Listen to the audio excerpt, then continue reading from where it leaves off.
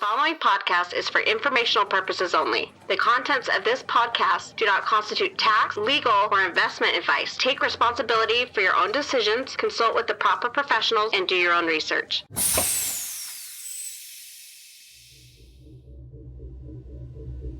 When I see the Graph and the Advocates program, it reminds me of why I joined crypto to begin with. And it's great to see people joining crypto and these protocols for more than just financial reasons.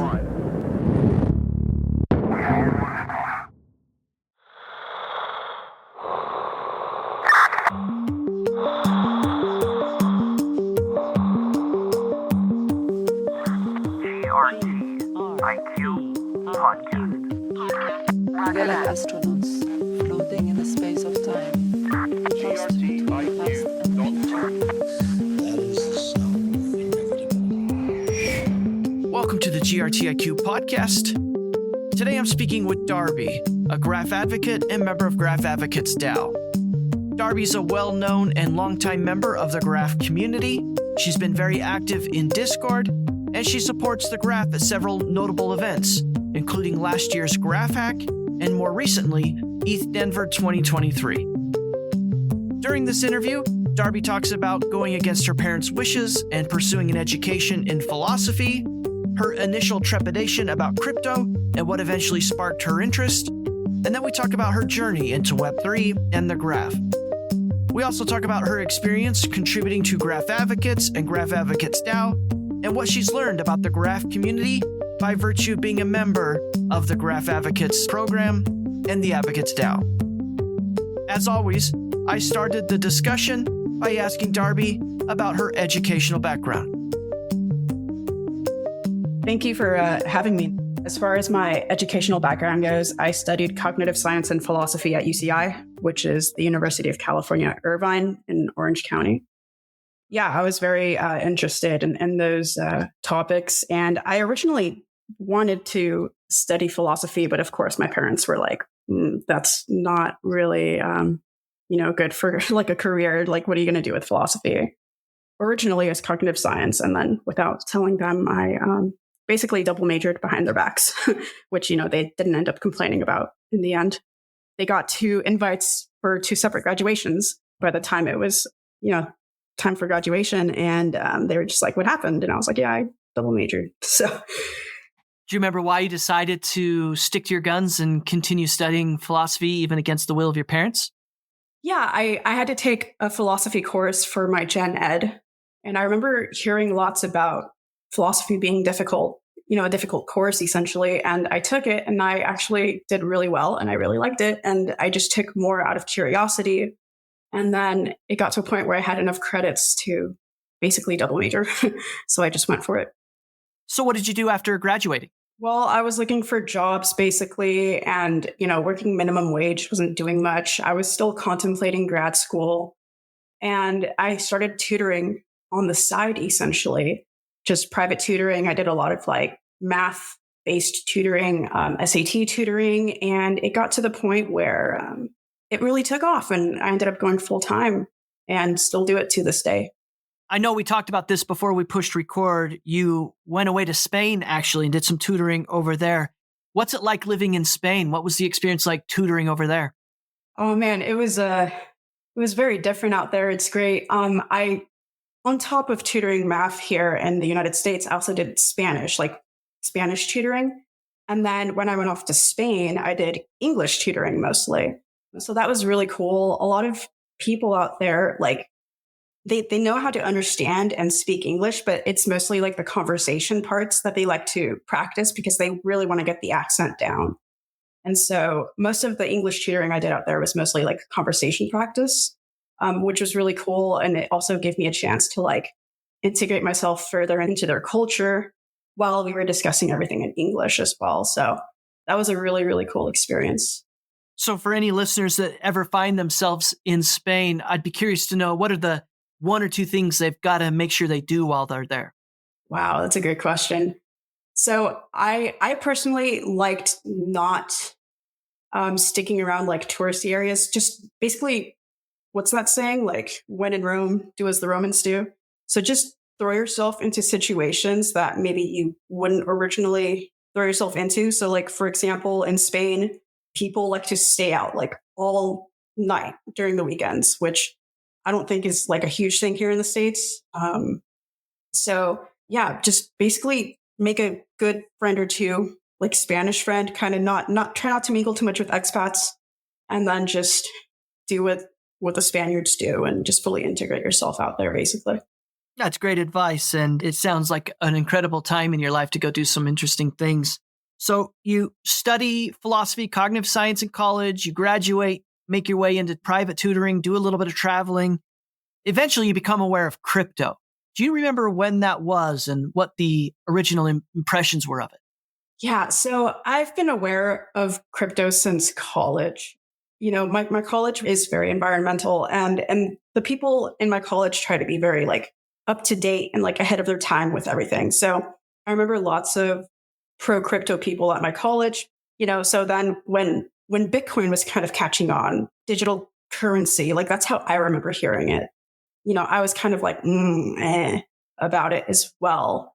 But then things happened, such as like Occupy Wall Street. And, you know, there was like a use case for crypto in that. And, you know, stuff with WikiLeaks too. I remember hearing about crypto a lot.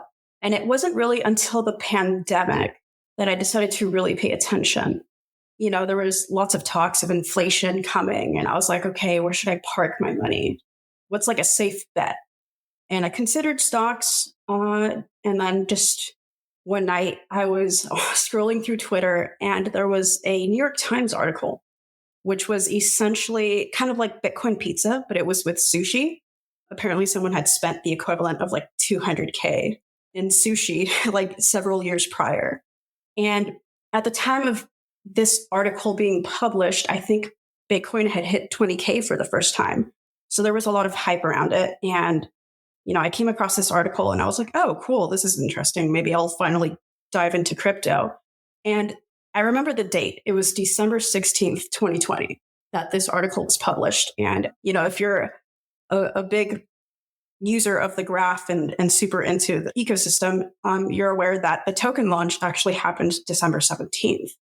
So the night that I read this article, I joined Coinbase and, you know, it was just hype around the GRT token launch the next day. And so I was like, okay, what's the graph? And I remember a specific phrase that to this day still impresses me and caught my attention. And it was, you know, the graph is the Google of blockchains. And I remember at the time kind of scoffing at that idea. I was like, Google of blockchains? Like, what do you mean? Is the graph going to be a household name in 5 years or something? Like, who compares himself to Google? And even if I kind of scoffed at the idea, it did catch my attention and it made me, you know, go check out the website, like the homepage of the graph. And I was brand new to crypto, had no idea what subgraphs were. But I remember the homepage would show all the subgraphs and all the logos of the different subgraphs or like the protocols that they belong to. So, you know, I saw like the Uniswap subgraph and I was like, what's Uniswap? Oh, a DEX. What's a DEX? Right. And then I saw like the USDC subgraph. Okay, a stable coin. What's that? And then like, I remember seeing Pool Together and, you know, learning about DeFi. So the graph was basically like a gateway to like the rabbit hole that I eventually fell down. So I'm very lucky to have stumbled upon the graph because I know a lot of people, you know, they don't really have the luck of getting into crypto through a like legitimate project. So very thankful that was my experience. Well, Darby, you're certainly not the first guest, and I know there are a lot of people within the community who first became aware of the graph through things like Coinbase and maybe some of the quote-unquote hype on Twitter. And then, like you, they have a realization about the utility of the crypto space and how it all works. So are you saying that that was really first hook for you, this light bulb moment of the utility of the industry? Yeah, definitely. Because, you know, like I said, originally I went in financially, right, for financial reasons. And then I eventually came across all these use cases for crypto. And the graph is an incredible use case. It enables so much as far as data ownership goes. And essentially, I believe Web3 enables owning your own data and all of that. So, you know, for those listening who may not be aware of the differences between, you know, Web 2 and Web 3, So just historically, for example, Web 1, when I try to help people understand what Web 3 is, I start with describing Web 1. So for example, Web 1.0 was read only, right? So basically for Web 1.0, there were a bunch of like static websites online, and they were pretty much only owned by companies. And there was like zero interaction between users, right? So the individuals themselves who were consuming all this data didn't really produce content. And so it was mostly like a read-only web. And then from there, we evolved into Web 2, which was then a read-write where people could actually create content, publish it. And that's where social media was born, essentially, too. So companies were like, instead of only companies providing content for users, it was like the users themselves were starting to use platforms where they could essentially share user-generated content and interact with other users as well. But with that, we found a lot of companies started, controlling a large amount of content generated. And they also started basically monetizing off of that as well. And that's essentially where we're at right now, too. And so you're starting to see a lot of people who aren't happy with the fact that we've got like monopolies and all of that when it comes to the internet. And so from that, we're now seeing the birth of Web3, which is read, write, and own, where people own their own content and own their own data. And essentially it creates, hopefully in the future, create like this trustless and permissionless and decentralized internet, which is meant to basically eliminate, all the downsides that are currently in today's internet. When you look forward into the future, do you see Web3 and Web2 coexisting? This is a fairly common question I ask on the podcast, but there's so many different perspectives and opinions on this. What's your vision for that? That is a great question. I think about this like all the time, to be honest.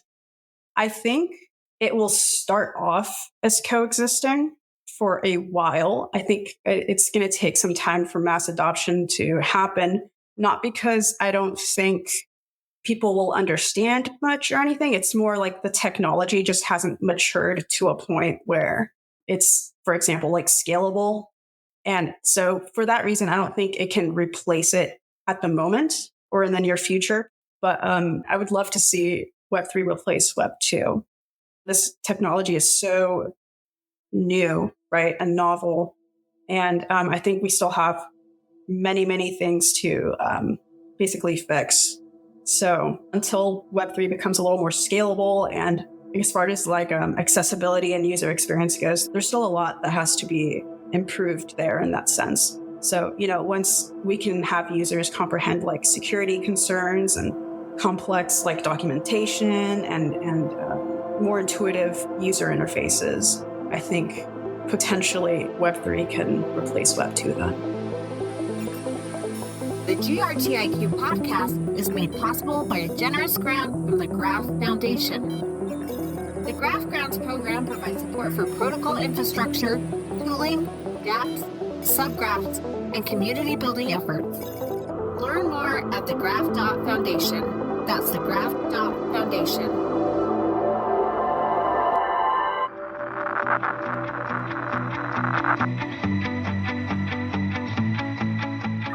Hi, this is GRTIQ, and thank you for listening. Listeners who enjoy this content can help support the GRTIQ podcast by leaving a review or a 5-star rating wherever they download podcasts, by sharing episodes on social media, or by simply telling a friend or colleague about something they heard or learned from one of our guests. It's support from listeners like you that make it possible for us to keep shining a light on the people and stories behind Web3 and the Graph. Roger that.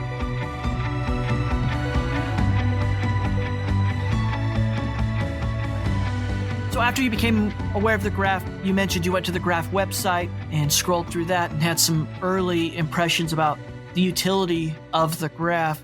What did you do next in terms of educating yourself? As you've said, and as a lot of listeners know, the Graph can be a little complicated, especially if you want to get technical about it. So how did you educate yourself and become more informed about the Graph and what the vision of the ecosystem was? Well, I started off kind of Googling around, and I stumbled eventually across the Discord server.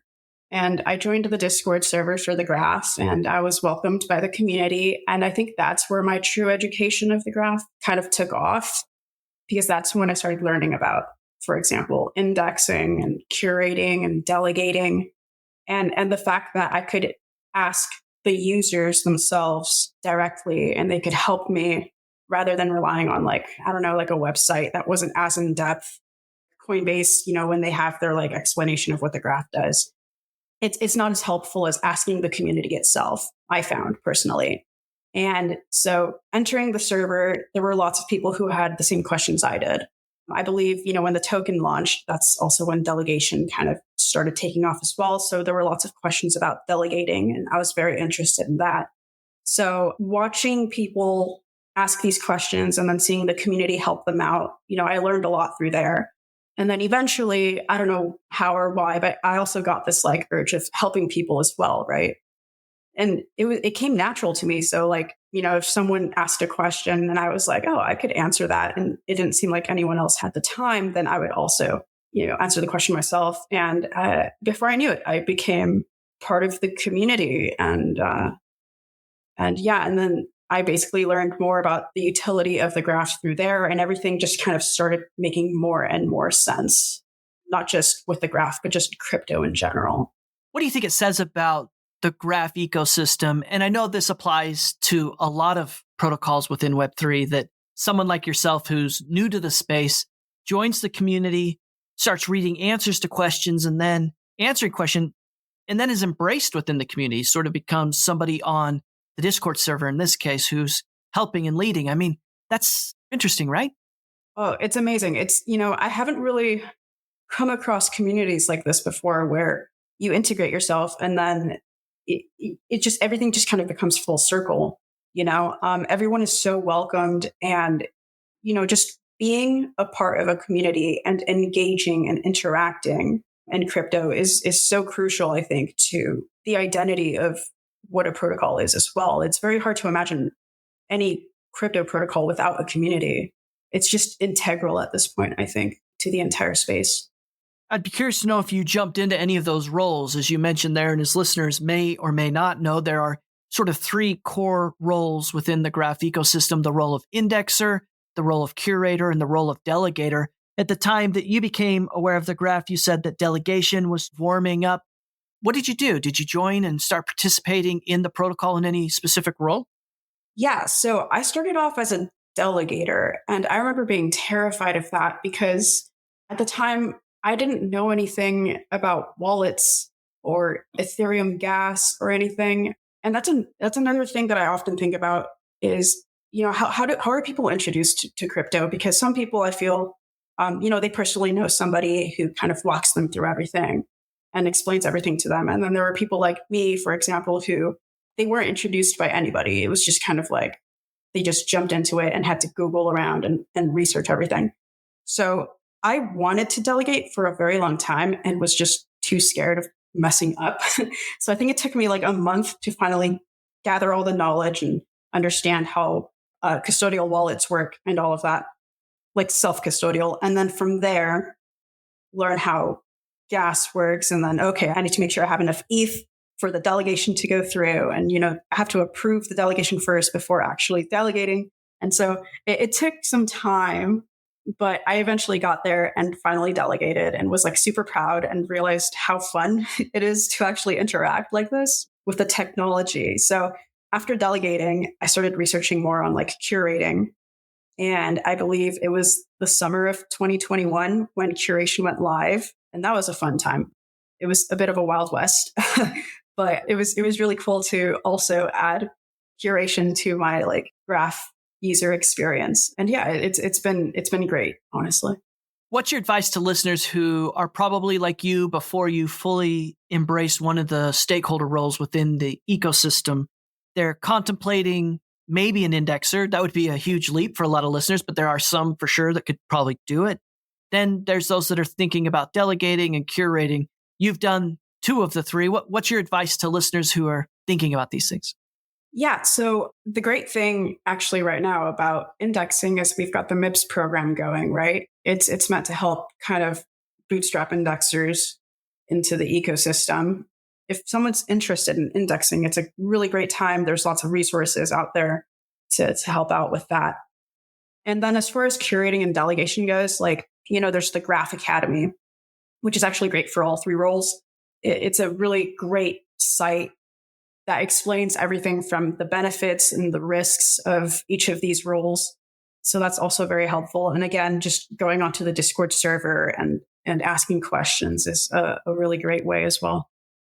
Darby, with respects to listeners who want to try delegation, how would you advise them about choosing an indexer? What's the best process, or what's a process you used or would recommend? That's a good question. This is actually a very common question that you see even in the Discord. A lot of people think that the best route would be to look for the highest APY. But personally, I think the best advice would be to go on the Discord, go to the delegations channel and or even the indexing channel, and just kind of see which indexers are the most active. When you come across an active indexer, you know that they have their best interests in the protocol and they are more trustworthy. And a lot of these indexers have their own Telegram channels. And so it's really easy to just go on the Discord server and just reply to an indexer and say, hey, do you have a Telegram channel that I can join as a delegator? And in these Telegram channels, these indexers will tell people when they are, allocating their GRT rewards from their query fees. Personally, that's how I would recommend choosing indexers as opposed to just chasing the highest APYs. So Darby, you and I are talking today because eventually you made your way to Graph Advocates and becoming a member of the Graph Advocates DAO.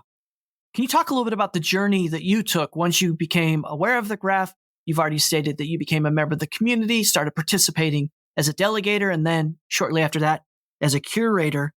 When did you become a Graph Advocate member? What was the journey to that? Yeah, so I remember hearing about an ambassador program being in the works, I think as early as 2021. And then in 2022, when it was announced that an advocates program was going to be launched, I remember just basically preparing myself for when the applications came out. When they came out, I remember applying for the advocates program. And for the advocates program, there is a two interview pulse check process. And I remember doing those interviews and feeling good about them. And then I got basically called back for a third interview. And I was like, oh no. But then it turned out that third interview was to see if I would be interested in being a part of the DAO, with Graph Advocates DAO, which oversees the advocates program. And I was very happy that, my presence in the community had been recognized. And I was, I couldn't have been happier to say yes to that. Darby, this question of who should become an advocate is super easy in my mind after speaking with someone like yourself of who should do it, because you had the passion, you got involved in the community, but there's a lot of different paths that people can take into Web3 and becoming familiar with the graph. So I want to ask you this question of who should become an advocate? And based on your experience and things that you've done over the last year or so in the Advocates DAO, what's your advice to listeners of trying to determine if they should be an advocate? That's a great question. So I do see a lot of applicants from all sorts of different backgrounds and levels of knowledge. So I see people who are already participants in the ecosystem who want to further advocate for the graph. And there are also people who want to join who, it's their first foray into the ecosystem through applying for this. So if anyone is willing to learn more about the graph and they're super interested and just curious about the protocol and don't really know exactly where to start, the program is also a really great way to go into that. Within the Advocates program, we also have a course known as the Learning Series, which seeks to essentially help advocates who may not be too well versed in the protocol basically gain the knowledge necessary in order to advocate for the graph to the best of their abilities. So even if you are not too familiar with the protocol, you can come into the program with a willingness to learn. And, the community within the program will also help you gain the knowledge necessary to achieve the goal of advocating for the graph to the rest of the world. Darby, for listeners that are new to the podcast or may not know much about the Advocates program, it's helpful to let them know that there are different roles that an advocate can have. and the different ways they can contribute. Can you just provide a quick overview of that for any listener that this is new information for? Yeah, so we do have several roles that anybody can take on. For example, we've got event evangelists, which can essentially attend or host their own events where they can talk about the graph. We also have content creators, which create content about the graph, and this can be in the form of podcasts, articles, blogs, YouTube videos. We've got technical teachers who can go into more technical things such as subgraph development. They can help get more word out there on subgraphs and subgraph development and the other roles as well, like curating and indexing. We've got text translators, which help translate texts about the graph. It helps spread the word to other communities that otherwise wouldn't hear about the graph. And we've also got community care, which is kind of a role that I started off with prior to the Advocates program, but that's where you go to communities like on Discord or even on Twitter or Telegram, and you answer questions and just help people understand the graph better. I think it'd be fun to hear about the advocates. So you've been in the program since pretty much inception. It's a year and a month old. What can you tell us about Graph Advocates? How many are there? Where are they located? What type of work are they doing? Yeah, I believe we've hit over 300 advocates after this month's onboarding call. So that's really cool. And we've got advocates from all over the world. To be honest, it's pretty decentralized, which is essentially what the graph is about. It's decentralizing everything. So to hear that the program itself is also decentralized with people all over the world is a great accomplishment, in my opinion. One of the first places you and I met, Darby, was at Graph Hack and Graph Day in 2022 in San Francisco. And something that listeners may not know is that Graph Advocates led the 3-day hackathon. You were instrumental there with several members of the Graph Advocates team. What was that experience like for you? You were newer to the Advocates program. You were probably meeting a lot of these people for the first time, and there you were running a 3-day hackathon. Talk to me about that. Yeah, I remember that very, very clearly because, the Graph Hack was also my first crypto event. So it was really, really cool and super exciting to, first of all, not only meet other advocates, but just other people in the ecosystem as well. And I remember helping out. I believe I was wrangling speakers and helping them prepare to get on stage on time. And so that was really, really cool. And just meeting everyone and also just discussing the graph and interacting with people who are also mission aligned with just myself and the way I see the graph was really, really great. As you look forward into 2023, Darby, and kind of the future of advocates, what's got you excited? What are some of the things that the advocates are working on? Yeah, so there are several campaigns going on right now, actually. For example, we've got technical teacher advocates doing subgraph docs for other protocols, which is great to see. There's also language support that is kicking off in order to translate, for example, the graph website into other languages to let other communities know about the protocol. And we actually just launched D-Work for the Advocates program, where advocates can take on tasks and get compensated for them. So that's a really great initiative also that is being undertaken right now, and it's generating a lot of activity. So I hope to see plenty more content from the Advocates program out there advocating the graph. I've had other members of Graph Advocates and Graph AdvocatesDAO on the podcast before, so some of this is information that listeners have heard before, but for the sake of any new listeners, can you describe the relationship between Graph Advocates and Graph AdvocatesDAO? Yeah, so Graph Advocates, they are essentially taking on those roles that we discussed.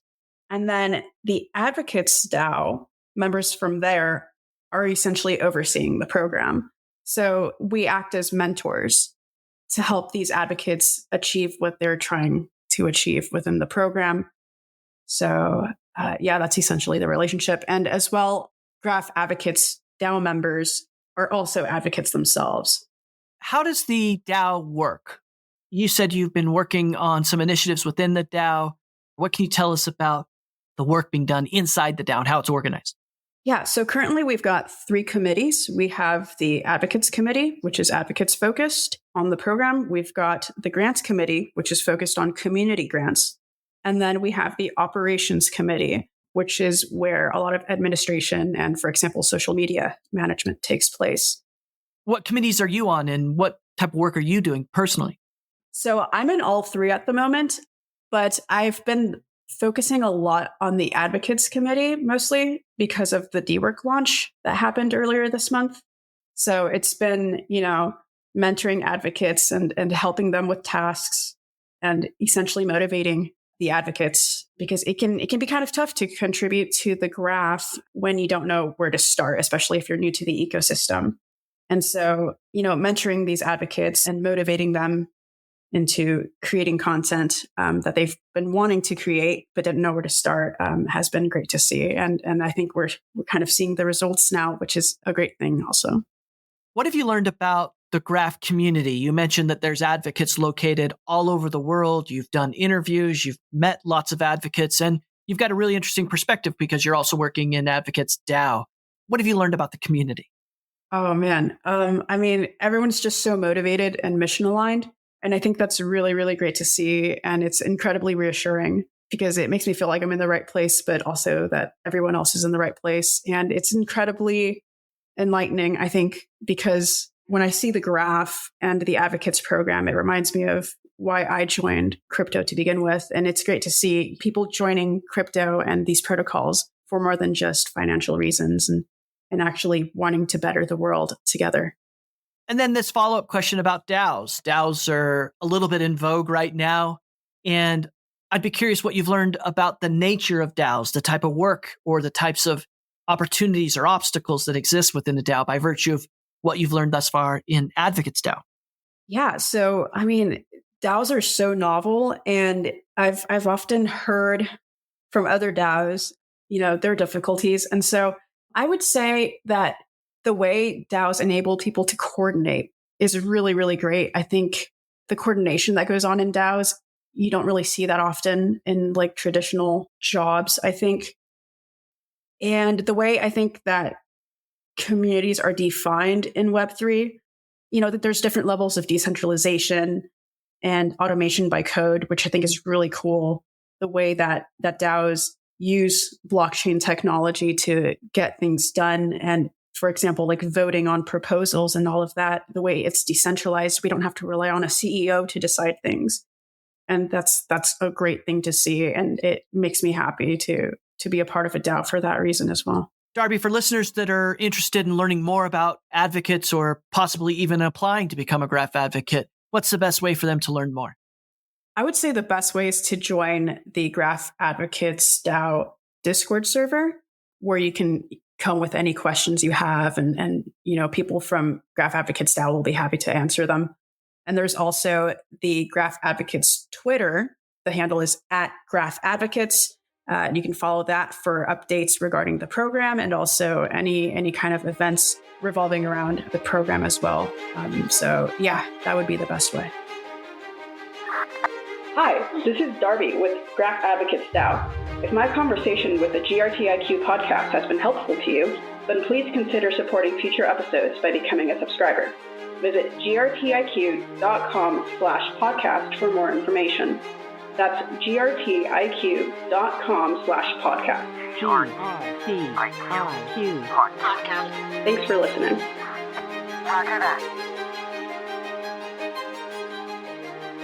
And I'll leave links for any listeners that want easy access to this information in the show notes. So just visit the show notes. Just have a couple final questions for you before I ask you the GRTIQ 10. The first question is about what do you wish you would have known before you got started that you know now? So I would say don't be as afraid to ask questions. I think when I joined communities, and especially the graph community, I was just kind of like a fly on the wall to begin with. And I was just kind of watching people ask questions because I was a little too afraid. And I feel like if I hadn't been as afraid, maybe I would have learned a bit more. But yeah, it's don't be afraid to ask questions. The graph is a very, technical protocol. So you might be afraid of maybe asking a dumb question. A lot of people are worried about that, but there are no dumb questions, in my opinion. But yeah, basically just anything you want to do, just jump right into it. Try not to hesitate, even though it's kind of scary to begin with. What makes you excited about the future of the graph? Oh, man. Everything. I mean, there's so much going on in the ecosystem right now. And I'm laughing because I can't possibly I don't know if I can translate my excitement over the mic, but there's so much going on in terms of, subgraph migration and different chain integrations. And there's just so much to look forward to in terms of that and just seeing the protocol grow. So I think that's what we're mostly here for, is to help the graph achieve its full potential, and to be a part of it is well, I'm honored to be a part of it, and to see the results of that as a coordination effort is very humbling and exciting. I want to double click on that, Darby, because I think that for listeners, they may not fully appreciate what you're saying there, because it's hard to wrap their minds around being part of some vision and contributing to something. And at its core, it's decentralized. It's just a bunch of community members coalescing around a vision, but there's no CEO, there's no company driving all this. And yet you say you have a bunch of pride in being involved in this. I'm sure this topic comes up when you're speaking with family or friends, or even interviewing advocates. But how do you explain that? On the one hand, being proud to be part of something, and on the other hand, it's fully decentralized. Yeah, that's a really great question, because oftentimes when I try to explain the graph to people, it can be kind of hard to grasp, this entire idea of decentralization. But I think with decentralization, the core idea is that everyone has some sort of value that they can bring to the community or the ecosystem. And so with that idea, it allows for decentralization. And with that comes the permissionless idea as well, right? Anybody could come in and participate and be a part of this community because they have something to bring into the community. And the fact that you don't have to ask for permission, you can just jump in, start contributing and helping the ecosystem grow is something that you don't really see in the traditional world, right? You kind of have to work your way up to things. And so I think, having a decentralized community and ecosystem enables anybody to participate and see what they can do for the ecosystem. And I think that's where the pride comes from. When you look ahead to important milestones, and this could be for Web3 broadly, or maybe just specifically for the graph, but what are you watching most closely? It's a good question. I think what I'm watching most closely is I would really like to see, for example, a greater initiative towards educating people on, not just the graph itself, but in Web3 in general. I feel like the education component isn't fully out there. It's people hear about crypto and Web3 and possibly DAOs and NFTs. So I would love to see more initiatives going towards education. And then as far as the graph goes, yeah, I would love to see more education, for example, behind subgraph development, because I can tell that there's going to be a high demand for subgraph developers in the future. And so I think anything related to educating people on subgraphs would be really, really great to see. Well, Darby, now we've reached a point where I'm going to ask you the GRT IQ 10. I'm sure you've heard these 10 questions before, and it's become something that listeners really enjoy. These are 10 questions I ask every week to help listeners learn something new, try something different, or to achieve more. So are you ready for the GRT IQ 10? Yeah, let's do it. The GRT IQ 10. This is the way. 10 questions for astronauts floating in space. What book or article has had the most impact on your life? I would say The Little Prince, which is a very famous French book. It's like a children's book, but it's incredibly philosophical, and it touches on how to basically stay in touch with your childhood, even as an adult, to kind of keep you seeing things in a childlike wonder, and enables you to kind of live life to the fullest. So I often use the philosophy behind that book to, live life to the fullest. Is there a movie or a TV show that you would recommend everybody should watch? Oh my goodness. I'm a big fan of Federico Fellini, and I think He's got a movie called La Strada, which I think also touches a lot on the human condition. And I think it helps me understand people better. So I would highly recommend that movie. If you could only listen to one music album for the rest of your life, which one would you choose? Oh man, that's easy. Siamese Dream by the Smashing Pumpkins. What's the best life hack you've discovered for yourself? Unplugging yourself from like just disconnecting from like screens for a while to kind of reset yourself. So for example, now that I'm in Web3, I work more online than usual. And I've learned that sometimes just being in front of screens too much, whether it's my iPad or laptop or my phone, it can kind of stunt my productivity. So it's good to just kind of unplug, take a break, reset, and then go back into it. Based on your own life experience and observations, what do you think is the one habit or characteristic that best explains how people find success in life? Being a Nepo baby. I know it's been a bit of a hot topic lately, but I mean, I can't find any arguments against that. So yeah. And then lastly, Darby, the final three questions are complete the sentence type questions. The first one is, the thing that most excites me about Web3 is? Its potential to change the world and make it a better place. And how about this one? If you're on Twitter, then you should be following GRTIQ. Thank you so much, Darby. And the last one is, I'm happiest when? I'm sleeping. The GRT IQ 10. I show you how deep the Podcast. Darby, thank you so much for your time. You've been generous in sharing your story and all the contributions you're making within the community. I think, your story is really an incredible example of what somebody who wants to go to work in Web3 and decides just to get started and start contributing can do. For listeners that want to learn more about you, follow some of the things you're working on, what's the best way for them to stay in touch? I think the easiest way would be to follow me on Twitter. It would be twitter.com/poptones and then _. And they can just keep up with what I do within the crypto and Web3 ecosystem. I also have a link to my Mirror blog on there as well, where I've got some work related to crypto published. So that'd be the best way. This has been a production of the GRT IQ podcast. For more information, including detailed show notes, visit grtiq.com/podcast. That's grtiq.com/podcast. Please consider contributing to this project and helping build the community by subscribing and leaving a review. GRT IQ Podcast.